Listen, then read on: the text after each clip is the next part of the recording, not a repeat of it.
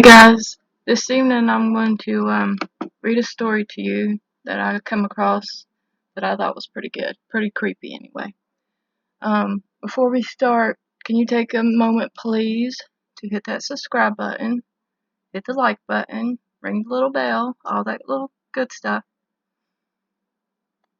Okay, this story I'm going to call Susie.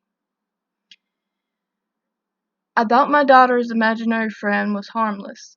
Now I need some advice. Kids, snot-nosed, drooling, curious little monsters.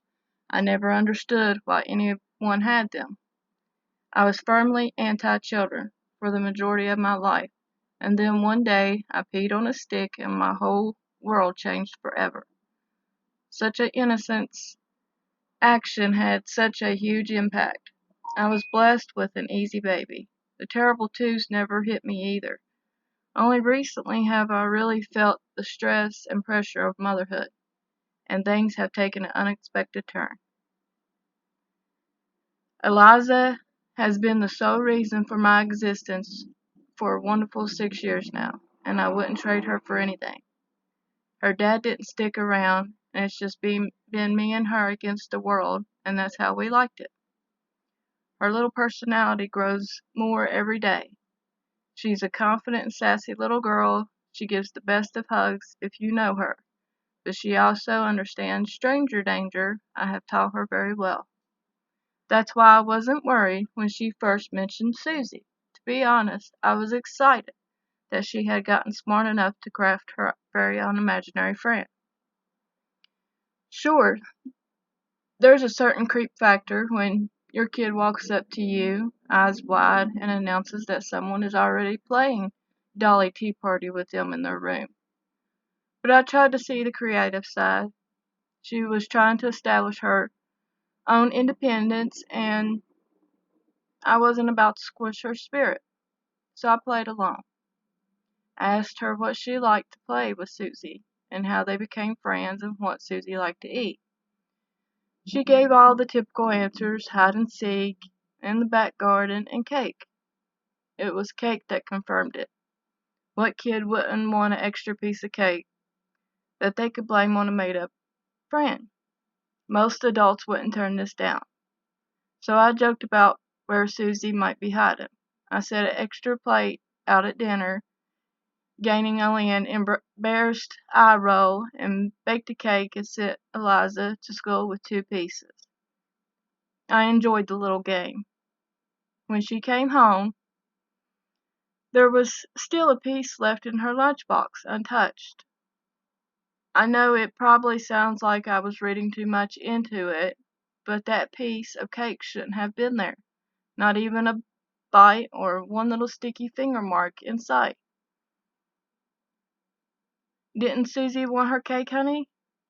Susie doesn't go to school, Mummy. That's silly. She's too big. That was the first time ever that something my daughter had said sent a chill down my spine. Too big. Like a giant or someone too old for school. I couldn't put my finger on it, but something didn't feel right. I tried to pry for her a little while, but she shut me down in her typical childish fashion, with a long-winded story about her dolls and why she needed the red-haired one next. I tried to write it off. The next time Susie came up in conversation, only 2 days later, wasn't so easy to ignore. "What happened to your hair, Eliza?" I asked, noting the complicated fishtail braid that I'd never been dexterous enough to successfully create in my own hair, let alone her fine locks. "Susie did it for me. Isn't it pretty, Mummy?" Taken aback, I grappled in my mind with the likelihood that my 6-year-old daughter had managed to stumble on a complicated do like that. All the YouTube videos in the world couldn't teach that kid her age. It just wasn't feasible. Heart pounding and fake smile plastered on my face, I sulked toward Eliza's bedroom, prepared to open a can of whoop ass on Susie. I don't know what I expected, some sort of giant ghost child or a closet monster come to life maybe. I know for sure I wasn't expecting the room to be empty, except for a pile of dolls on the floor. As I entered, I realized how stupid I felt. This is just an imaginary friend my kid made up, right? I should be happy. My kid was talented. I should have been celebrating. I'd spent hours on parenting sites and mom forums, and so many of them said that at some point their kid had said or done something creepy or scary that scared the living crap out of them. It was normal, right? I suppose all the time raising her on my own that I had no one to sound kinda offish with. I couldn't come up with an explanation, so I buried my discomfort and just labeled it as my own paranoia. I wish I hadn't. Things were quiet for a few days, and then around a week after the hair incident, Susie upped her game. Eliza woke me screaming. I ran to her room to find her sobbing on her bed, clutching her battered stuffed rabbit Roger. "What's wrong, honey?" I sat on the bed and wrapped an arm around her, pulling her in close as I kissed her forehead and wiped her tears. She spoke with a half-broken voice, studded with a few tiny whimpers. "Susie wouldn't let me sleep," she kept saying. "I had to go with her. But I'm tired, and I'm going to Jessica's house tomorrow for dinner." Shoot, I had forgotten about Jessica's. I was supposed to call her mother and warn her about Eliza's allergies. "Is Susie here now? I can have a word with her if you want me to." I grinned at my daughter, ready to play the protective mother to an open, empty space if needed. "Susie ran away. She doesn't want you to see her." "Why wouldn't she want me to see her?" "Because you might get angry," she replied. "Why would I be angry?" Eliza looked at me uncomfortably and inched her arm over the top of her pajama sleeve. I gently wiggled the fabric up above her elbow. "She was trying to drag me with her, but I didn't want to go." Her bottom lip quivered. 3 claw marks. I don't know how else to describe them. They weren't cuts, they were gouges. How in the heck were there claw marks on my kid? They were deep, red, and bloodied. I started to panic. I couldn't keep the calm facade for Eliza's sake, despite trying any more. Soon there was a symphony of sirens headed toward my house. Police, ambulances, anyone. I begged for anyone who would respond. I must have sounded batshit crazy on the phone, babbling about a malvoyant imaginary friend. We spent the night at the station after Eliza got thoroughly checked by a doctor, who was baffled by her wounds. They questioned me and her separately and put us up in a hotel room for the night while they canvassed the area. They found nothing. I should have known the lack of success would turn their attention to me. From an outsider's perspective, it really did look bad. Injured kid and a paranoid mother. I flagged me up too. They let us back home the next day on conditions we checked in with a social worker every week. Eliza's play date with Jessica was canceled, needless to say. Some time had passed, 3 weeks, 3 visits from social services, 0 visits from Susie. I shouldn't have been elated. My problem had gone away and the social worker could see that I wasn't hurting my kid. Things were going well, right? Unfortunately, that wasn't the case. Eliza had become withdrawn. She missed her friend, but had become incredibly scared of her too. She didn't want to play with real friends, and she barely slept, trying to keep her tired little eyes awake with all her might. I wondered if she was suffering from night terrors, but the doctors wasn't as convinced that the symptoms matched. The claw marks just threw all logical explanation out the window.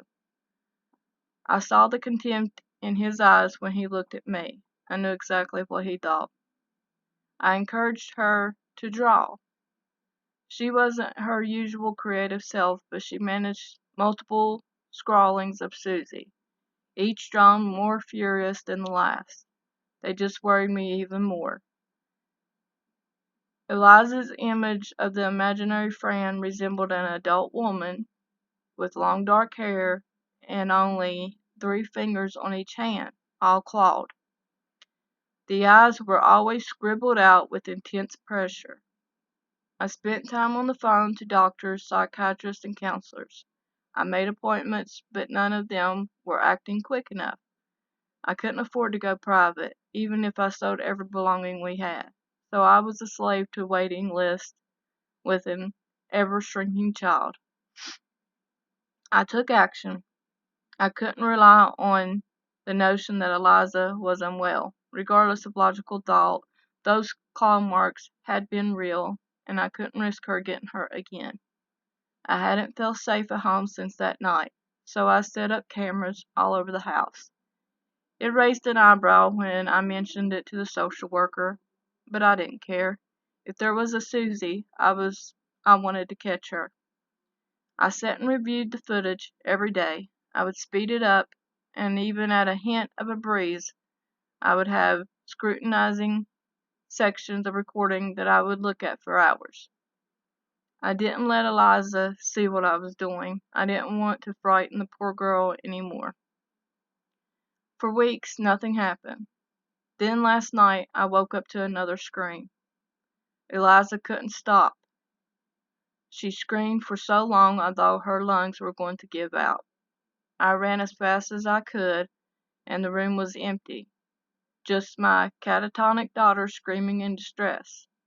Where is she?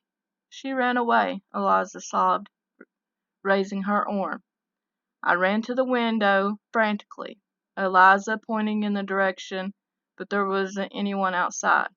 I started to wonder if maybe I was believing her too strongly. What if me playing along just had made her ill?